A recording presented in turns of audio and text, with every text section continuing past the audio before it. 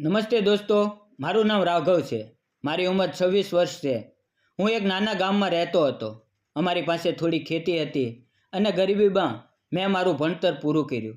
નસીબે મને શહેરમાં એક સારી કંપનીમાં નોકરી મળી. કંપની શહેરમાં હોવાથી મારે ત્યાં જ રહેવું જરૂરી હતું. આથી મેં રવિવારે આજુબાજુ રૂમ શોધવાનું શરૂ કર્યું. ઘણી જગ્યાએ શોધ્યા પછી મને રૂમ ન મળ્યો. શોધતા શોધતા હું થોડે દૂર નીકળી ગયો હતો. એક ઘર પાસે નાની પાર્ટી ચાલી રહી હતી અને ત્યાં ભાડે રૂમ મળતા હતા. મેં તપાસ કરી અને રૂપિયા 3,000ના ભાડે એક રૂમ મળી ગયો. મારો પગાર 22,000 હતો, એટલે હું આ ભાડું ચૂકવી શકતો હતો. ત્યાંનું વાતાવરણ ખૂબ સારું હતું, એટલે મેં રૂમ લઈ લીધો અને જરૂરી સામાન સાથે ત્યાં શિફ્ટ થઈ ગયો. હું જાતે જ રસોઈ બનાવીને ખાતો, કારણ કે મારે જરૂરી ખર્ચ નહોતો કરવો. હું ઘણીવાર મારા રૂમની બાલ્કનીમાં બેસીને બહારનું દૃશ્ય જોતો. મારી સામે એક જૂનું મોટું વાડીવાળું ઘર હતું. ત્યાં મને હંમેશા એક સુંદર યુવતી દેખાતી. તે હંમેશા સફેદ સાડી પહેરતી અને તેના કપાળે સિંદૂર નહોતું. કદાચ તે વિધવા હતી, પણ તેની ઉંમર લગભગ મારા જેવી જ લાગતી હતી. હું બાલ્કનીમાંથી તેને જોતો અને તે પણ ક્યારેક મારી તરફ નજર નાખતી. તેના વાડામાં એક આંબલીનું ઝાડ અને ઝૂલો હતો. તે ઝૂલા પર બેસીને ઝૂલતી અથવા કપડાં સૂકવવા આવતી. તેના ચહેરા પર હંમેશા થોડી નારાજગી દેખાતી. હું આવતા જતા તેને જોતો અને ક્યારેક તે બહાર બેઠી હોય તો મારી તરફ જોતી. પછી હું બાલ્કનીમાં આવું તો તે મારી તરફ જોઈને હળવું સ્મિત આપતી. એક રાત્રે લગભગ 9 વાગ્યે અચાનક તે યુવતી રડતી રડતી મારા રૂમની બહાર આવી અને દરવાજો ખખડાવ્યો. હું સૂવાની તૈયારીમાં હતો. અવાજ સાંભળીને દરવાજો ખોલ્યો. તે રડતી હતી. આંખોમાંથી આંસુ વહેતા હતા અને ડરેલી લાગતી હતી. મેં પૂછ્યું, શું થયું? તેણે કહ્યું, મારા પિતાજીને છાતીમાં દુખાવો થાય છે. તેમને હોસ્પિટલ લઈ જવા પડશે. ઘરે કોઈ પુરુષ નથી. તમે મદદ કરશો? હું તરત તેની સાથે નીચે ગયો. તેના પિતાજીને ખરેખર ખૂબ દુખાવો થતો હતો. મેં તેને કહ્યું, તું પિતાજીને સંભાળ, હું ગાડી લઈ આવું. હું દોડીને 1 કિલોમીટર દૂર શહેર તરફ ગયો અને રિક્ષા લઈને પાછો આવ્યો. અમે તેમને તરત હોસ્પિટલ લઈ ગયા. રિક્ષામાં તેના પિતાજી વચ્ચે, હું એક બાજુ અને તે યુવતી બીજી બાજુ બેઠી. હોસ્પિટલ પહોંચ્યા પછી ડૉક્ટરે કહ્યું કે તેમને હાર્ટ એટેક આવ્યો છે. નસોમાં બ્લોકેજ છે અને ઓપરેશન કરવું પડશે. સારવાર શરૂ થઈ અને ધીમે ધીમે તેમની તબિયત સુધરવા લાગી. હું પણ હોસ્પિટલ જઈને તેમના ખબર અંતર પૂછતો. તેમના ઘરની હાલત સારી હતી, પણ દીકરો ન હોવાથી આટલી મુશ્કેલી પડી હતી. મેં તેમની ઘણી મદદ કરી. થોડા દિવસોમાં તેમના પિતાજી ઘરે આવ્યા અને તેમણે મારો આભાર માન્યો. આ ઘટના પછી તે યુવતીનો મારા પ્રત્યેનો દૃષ્ટિકોણ બદલાઈ ગયો. એક રવિવારે તે આંબલીના ઝાડ નીચે બેઠી હતી અને મારી તરફ જોઈને સ્મિત આપ્યું. મેં પણ હળવું સ્મિત આપ્યું. તે દિવસે હિંમત કરીને હું તેની પાસે ગયો અને પૂછ્યું, તારું નામ શું છે? તેણે કહ્યું, મારું નામ શિવાંજલિ છે. પછી તેણે મને પૂછ્યું, તમારું નામ? મેં કહ્યું, મારું નામ રાઘવ. તેણે મને ફરી પૂછ્યું, તું અહીંયા શું કરા છો? મેં કહ્યું, હું કંપનીમાં નોકરી કરું છું. તે દિવસે અમે ઘણી વાતો કરી.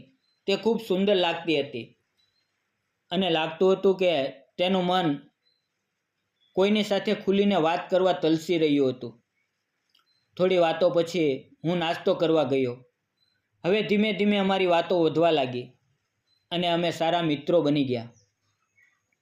એક દિવસ તે આંબલીના ઝાડ નીચે બેઠી હતી, પણ ખૂબ ઉદાસ દેખાતી હતી. હું તેની પાસે ગયો અને કહ્યું, આજે તું ખૂબ નારાજ લાગે છે. તારા સુંદર ચહેરા પર ઉદાસી મને ગમતી નથી. પછી મેં પૂછ્યું, તું હંમેશા સફેદ સાડી જ કેમ પહેરે છે? કપાળે સિંદૂર કેમ નથી લગાવતી? આ સાંભળીને તે રડવા લાગી અને મને કહેવા લાગી, મારા લગ્નને માત્ર 6 મહિના થયા હતા. એક દિવસ અમે ફરવા ગયા હતા અને ગાડીનો અકસ્માત થયો. મારા પતિના માથામાં ગંભીર ઈજા થઈ. હોસ્પિટલમાં સારવાર ચાલી, પણ તેમનું અવસાન થઈ ગયું. હવે હું વિધવા છું. મેં તેને દિલાસો આપતા કહ્યું, નકારાત્મક વિચાર ન કર. તારા નસીબમાં કોઈ સારો પતિ જરૂર હશે. પછી તેણે મારા વિશે પૂછ્યું અને કહ્યું, તારે કોઈ ગર્લફ્રેન્ડ છે? મેં કહ્યું, ના. તેણે પૂછ્યું, લગ્ન માટે કોઈ છોકરી જોઈ છે? મેં કહ્યું, હા, જોઉં છું, પણ કોઈ સારી છોકરી નથી મળતી. તેણે સ્મિત સાથે કહ્યું, તારે કેવી છોકરી જોઈએ?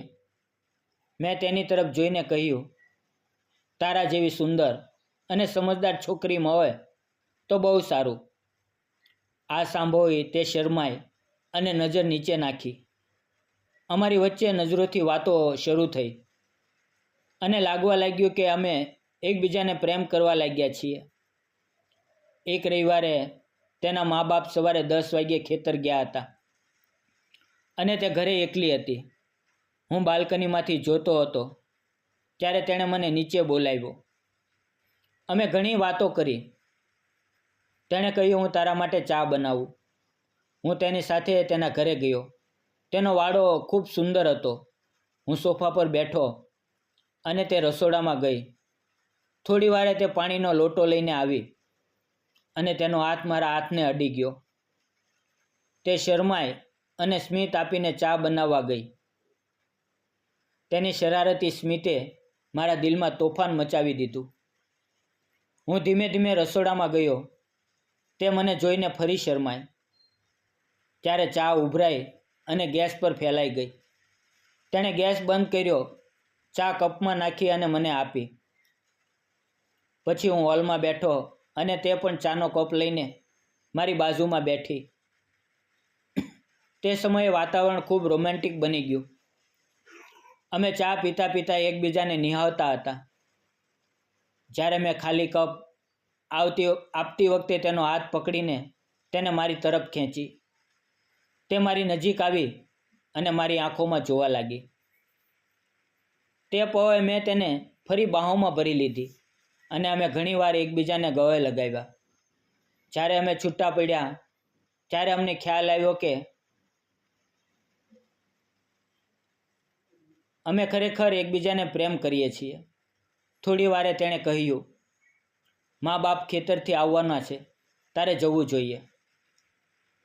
હું જવા તૈયાર નહોતો, પણ તે થોડી નારાજ થઈ એટલે મારે જવું પડ્યું. હવે તેના વગર મારું મન નહોતું લાગતું. તે મને ખૂબ પ્રિય લાગવા લાગી. તેનું દિલ ખૂબ મોટું હતું અને તે પ્રેમથી વાત કરતી. અમે એકબીજાને સમજવા લાગ્યા હતા.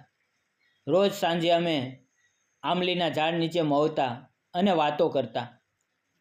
એક દિવસ તેના મા બાપ બજારે ગયા હતા. હું ધીમે ધીમે તેના ઘરે ગયો. દરવાજો ખુલ્લો હતો અને તે સોફા પર બેઠીને ફિલ્મ જોતી હતી. હું ચૂપચાપ તેની પાછળ ગયો અને તેની આંખો મારા હાથથી ઢાંકી દીધી. તે ચોંકી ગઈ અને મારો હાથ છોડાવવા લાગી. હું તેના માટે કેડબરી ચોકલેટ લાવ્યો હતો. મેં તેને આપી. અમે વાતો કરતા રહ્યા અને એકબીજાનો હાથ પકડીને બેઠા. અમને ખબર ન પડી કે સમય ક્યાં વીતી ગયો. અચાનક તેના મમ્મી પપ્પા આવી ગયા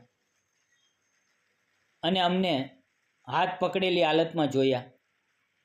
તેમને ખૂબ ખરાબ લાગ્યું અને તેઓ તેની દીકરી પર ગુસ્સે થયા, પણ મને કશું ન બોલ્યા. મેં તરત કહ્યું, મામા, મને માફ કરો, પણ એમાં તમારી દીકરીની કોઈ ભૂલ નથી. અમે બંને એકબીજાને ખરેખર પ્રેમ કરીએ છીએ અને લગ્ન કરવા માંગીએ છીએ. જો તમારી ઈચ્છા હોય તો મારા લગ્નને મંજૂરી આપો. મારી વાત સાંભળી તેના મા બાપ ખૂબ ખુશ થયા કારણ કે તેમની દીકરી વિધવા હતી અને તેમને તેના ભવિષ્યની ચિંતા હતી. તેણે કહ્યું, અમને પણ તું ગમે છે અને તે અમારી દીકરીને પસંદ કરી એ જ અમારા માટે મોટી વાત છે. પછી મેં મારા મા બાપને બોલાવ્યા અને તેમને બધું કહ્યું કે આ છોકરી પહેલાં લગ્ન કરેલા હતા, પણ 6 મહિના પહેલાં તેના પતિનું અવસાન થઈ ગયું. મારા મમ્મી પપ્પાને પણ કોઈ વાંધો નહોતો